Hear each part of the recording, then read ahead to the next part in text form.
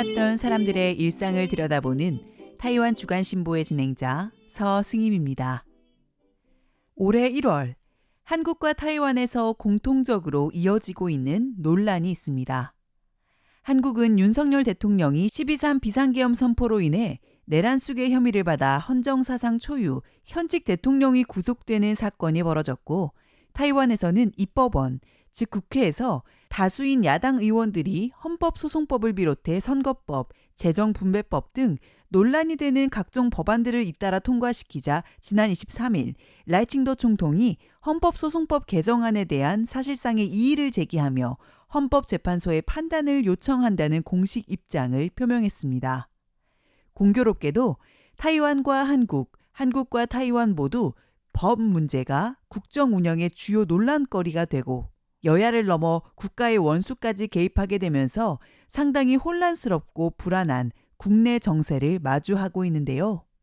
법원은 대개 혼란스러운 정치적 분쟁이 있을 때 이를 공정하고 정의롭게 종결할 수 있는 최후의 기관이라는 사회적 기대를 갖고 있습니다. 2025년 1월, 타이완과 한국을 동시에 강타하고 있는 이슈인 법. 오늘 타이완 주간신보 시간에서는 타이완의 현대적 법 체계와 법원이 설립된 시기에 대해 이야기 나누는 시간 갖도록 하겠습니다.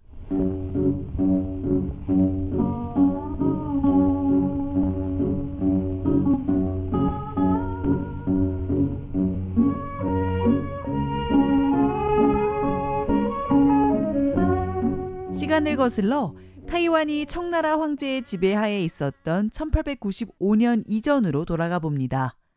당시 사람들 사이에 논쟁이 발생하면 사람들이 찾는 곳은 오늘날과 같은 법원이 아닌 아문이었는데요.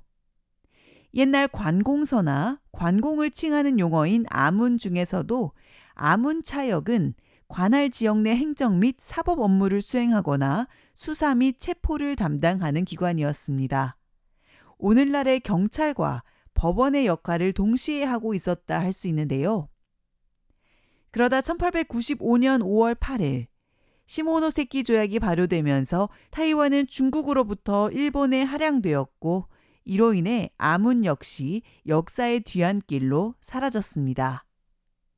같은 해 6월 17일 가바야마 스케도리 일본 총독은 타이완에서 정치의 시작을 알리는 시정을 선포했고, 10월 7일 타이완 총독부 법원 직제를 발표함으로써 타이완의 법자에 집 원자를 쓴 법원이라는 새로운 용어와 개념이 등장했습니다.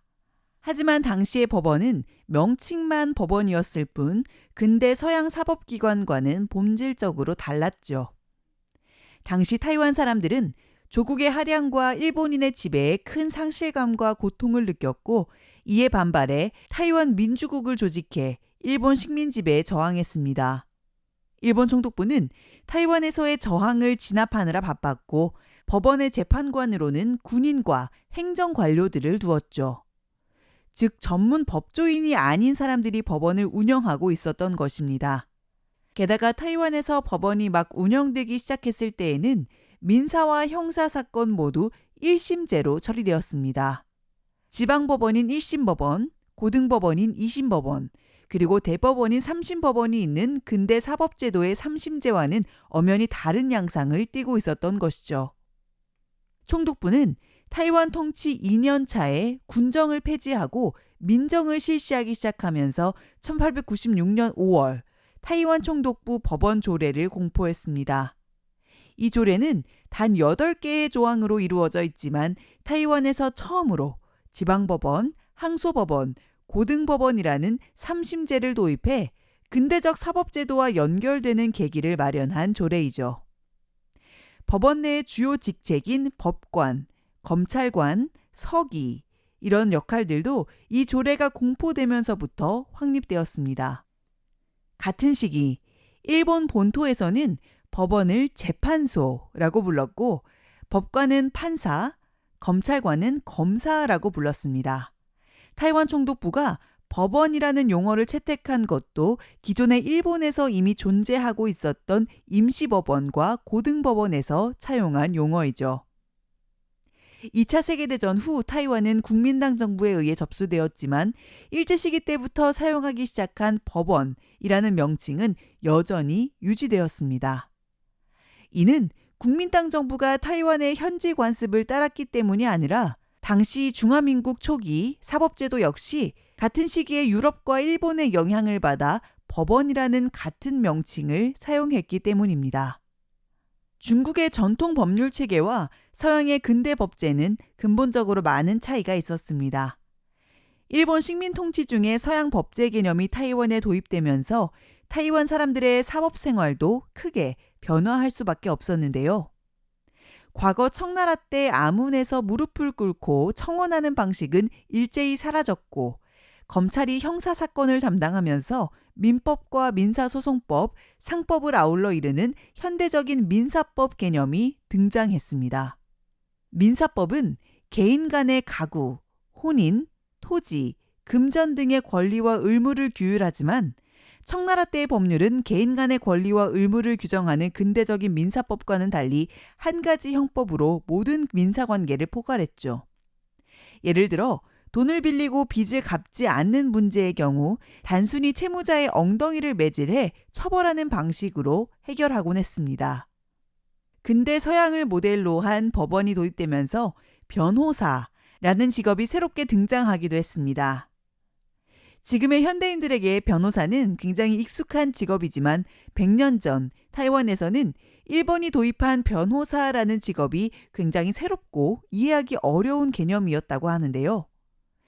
일본 본토에서도 과거 서구를 여행하고 돌아온 사람들이 변호사라는 직업을 생소해하며 대언사, 대언인이라고 번역하기도 했었다고 합니다.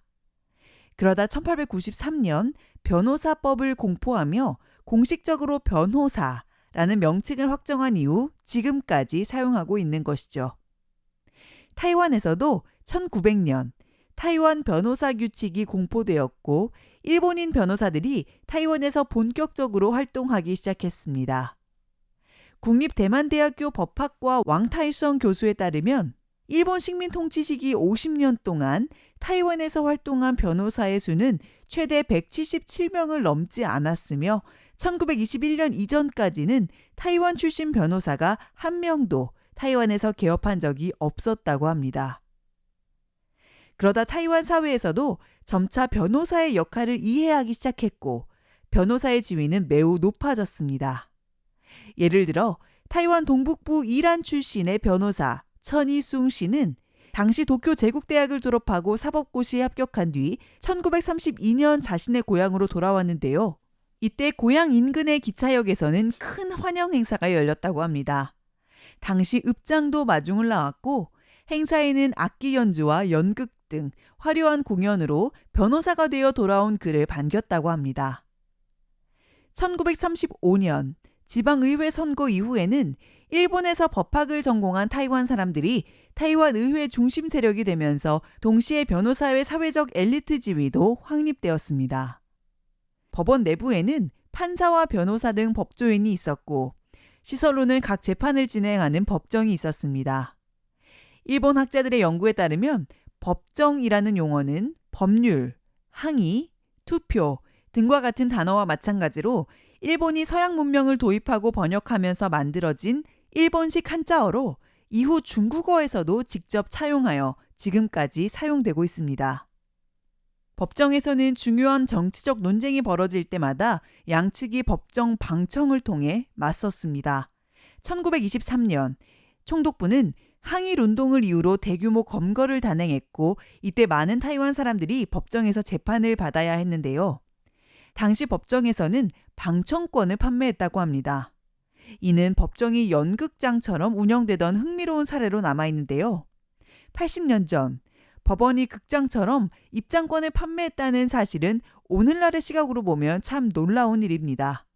이런 법정 방청 문화를 통해 법원은 줄곧 대중들의 영웅을 만들어내는 장소가 되었습니다. 지금까지 타이완 주간신보의 진행자 서승임이었습니다.